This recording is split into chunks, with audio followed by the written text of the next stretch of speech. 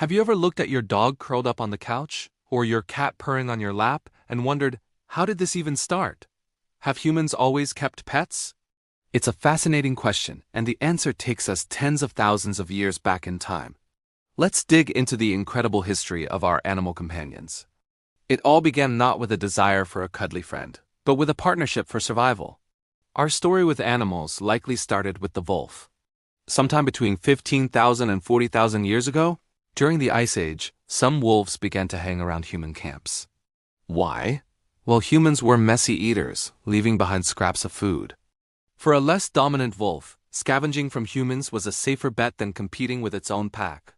Over time, humans realized these tamer wolves were useful. They acted as living alarm systems, barking at strangers or predators.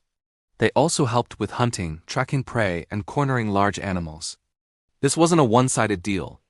The wolves got a reliable food source and protection from larger predators. Humans got a loyal partner. This mutually beneficial relationship, called commensalism, slowly evolved. Humans started to favor the friendlier, more helpful wolves. They bred them, consciously or not, for desirable traits like a calmer temperament and a willingness to cooperate.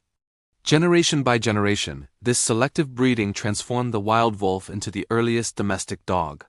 Archaeological finds like a 14,000-year-old grave in Germany containing a human buried with a dog show just how deep this bond had become, even back then.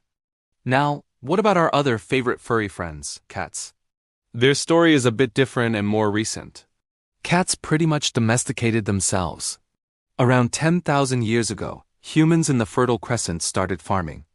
We began storing grain, and with grain came a big problem: mice and rats. Suddenly, these human settlements became a paradise for wildcats, who saw an all-you-can-eat buffet of rodents. Farmers quickly noticed that the cats were fantastic pest control. They weren't just tolerated, they were welcomed. Unlike dogs, cats weren't bred for specific jobs like herding or hunting large game. Their value was in their natural instinct to hunt vermin. The ancient Egyptians in particular revered cats. They saw them not just as useful, but as divine creatures. They associated them with gods and goddesses like Bastet, the goddess of home and protection. Killing a cat was a serious crime, and when a family cat passed away, the owners would mourn them, sometimes even mummifying their beloved pets. From Egypt, domesticated cats spread across the world via trade ships, keeping the vessels free of rodents and eventually making their way into homes everywhere. Of course, dogs and cats aren't the only animals we've brought into our lives. Throughout history, people have kept all sorts of creatures. The Romans were known to keep birds in ornate cages, and they also kept monkeys and even eels as exotic pets.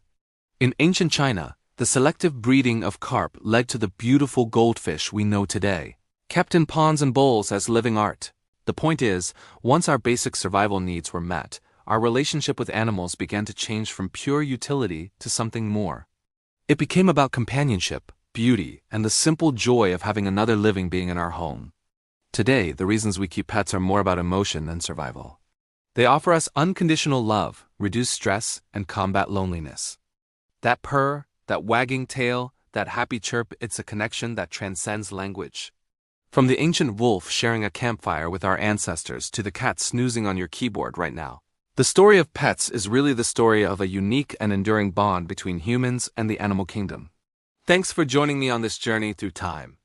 If you found this as fascinating as I do, please hit that like button, subscribe for more stories, and share this video with another animal lover. See you next time.